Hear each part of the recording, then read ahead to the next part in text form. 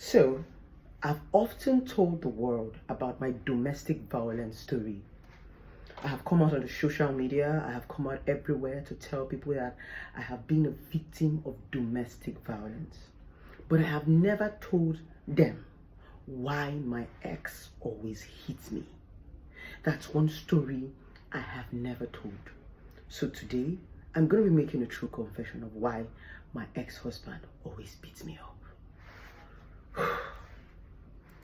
Get your Coke and Fanta. You can even buy popcorn or a biscuit because it's going to be a very long roller coaster. Or why my ex-husband always hits me.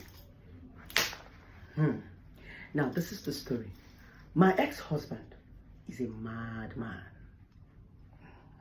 When I say mad, a lot of people might not understand what I mean by mad. He's a man who is triggered easily. And anybody who is triggered easily and cannot control himself is a madman. Now, my ex was 12 years older than me.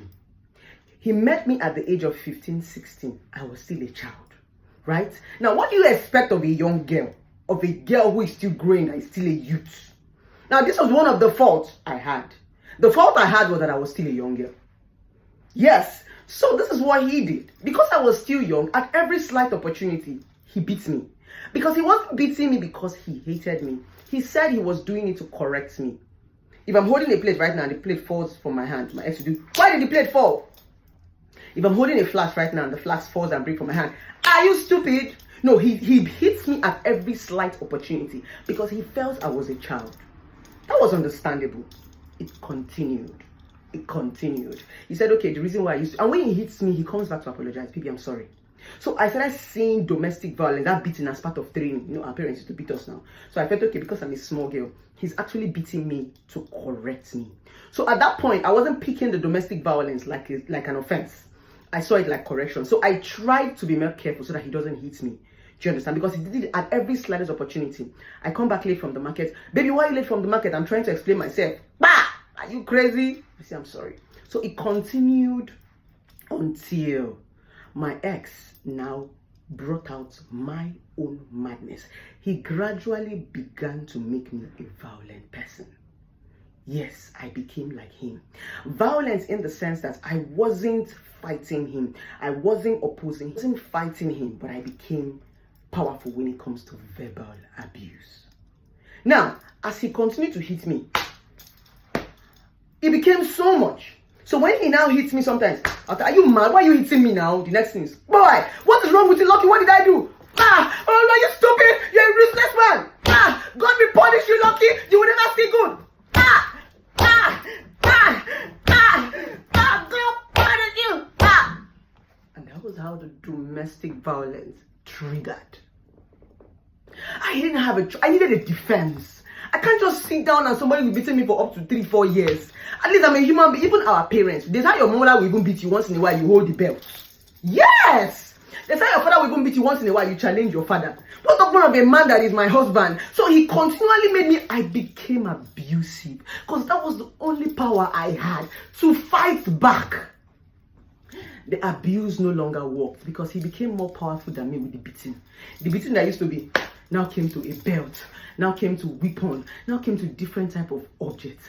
This man was beginning to bring out the animal in me. But can I tell you something? There was something my ex didn't know about me. My ex did not know that I was also mad.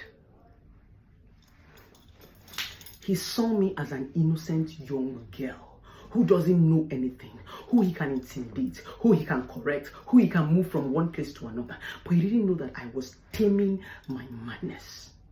Me, I have natural madness. My own are follow come, and my own get default in a inborn.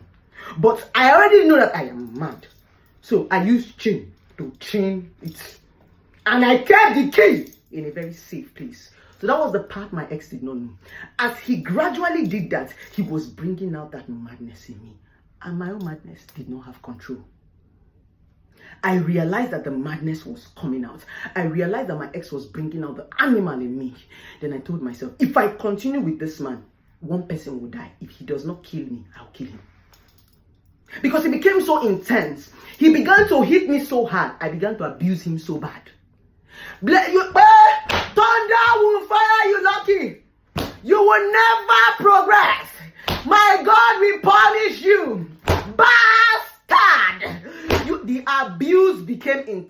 and the violent beating became intense. The pressure was so much. Initially, it was just a mild beating, and he comes and tell me I'm sorry. But this one was that the beating became so much that he gave me scars on my body. It became so intense. And at that point, I was getting agitated. I was getting mad. I was feeling intimidated because I knew say me step by the case. At that point, he started putting a lot of crazy thoughts in my head. Sometimes I would say, God, I can't wait to poison this man's tea. Sometimes I would be like, I will stab him when he's asleep. I had a lot of crazy thoughts. There was a time I woke up by 1 a.m. I stood outside. I was holding kerosene and matches to burn him in the house. That was how bad. That was the animal he was bringing in me. That was the demon that was sleeping, that he was waking up in me. And I told myself in Kiru, if you continue with this man, he will turn you to the woman that you are not. If you continue with this man, he will take you to the destination you're not going to. Why not take a walk? It was hard because I loved him. I loved him so much. I love my ex. So that's what a lot of people do not understand. I don't hate my ex. But I loved him to the point that I needed to let him go. Except one person would have died. If he did not kill me, I would have killed him. That was where I picked up my bag. And I left the madness. I refused to be mad. I refused a man to make me who I'm not. I refused a man to make me a murderer. I refused a man to make me a nag. I refused a man to make me domestic. I refused him to turn me to the animal I'm not. I picked my bag and walked away and tamed that animal back and put it back in the cage. This man refused to allow me. He started carrying me from police station to police station, saying I came to kidnap my son. He accused me of different things, took me to anti-kidnap units, put me in the cell. I was begging, all through.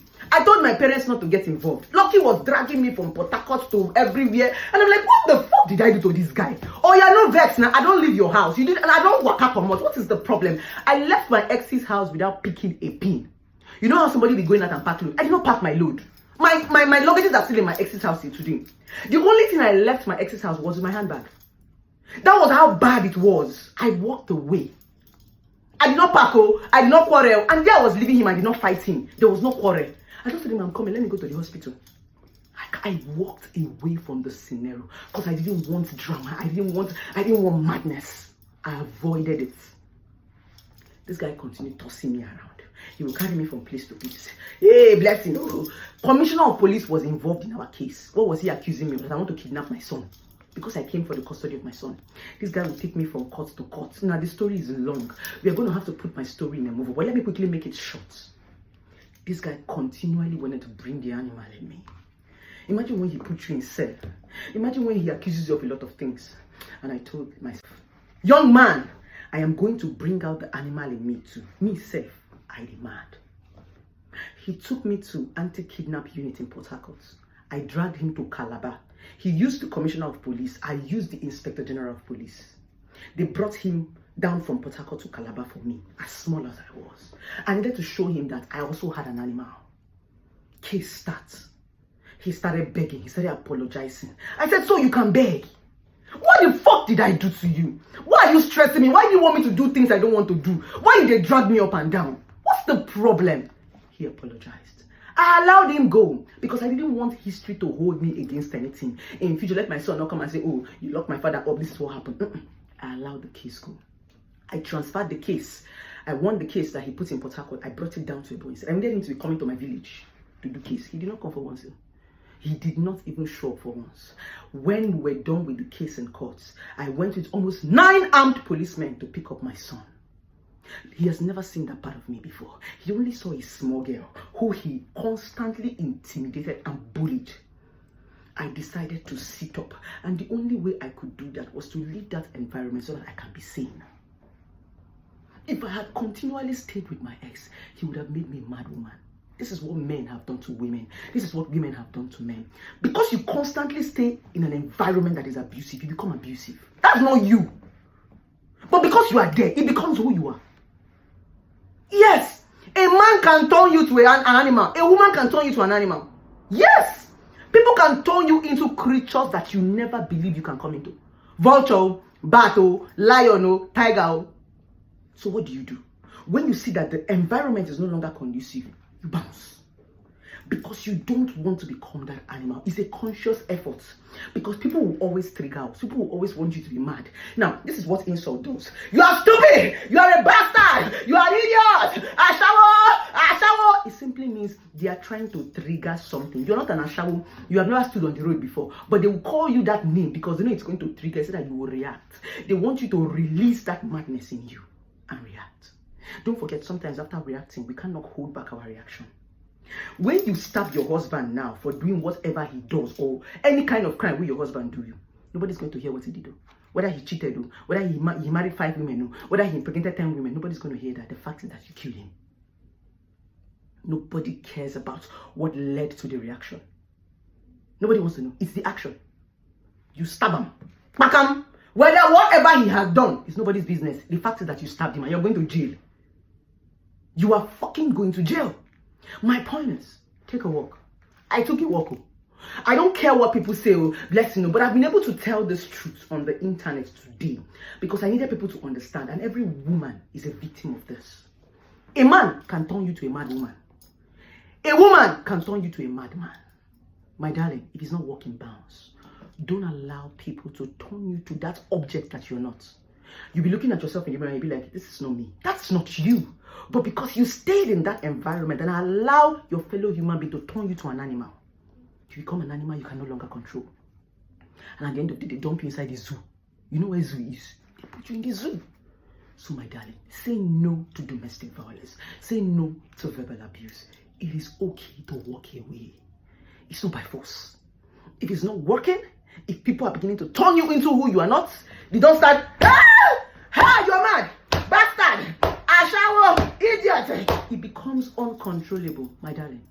It is better to be sane, be normal, than to be crazy. Because normal simply means you have control over yourself. You have control over your action. But crazy simply means you're not to senses again. You don't go. Everything you do, in fact, you are no longer in control of yourself. And when you are no longer in control of yourself, you live and die in regrets. Because you're going to do things that you never believed that you can do. My name is Blessing CEO, and I love you guys. Is Invoke here?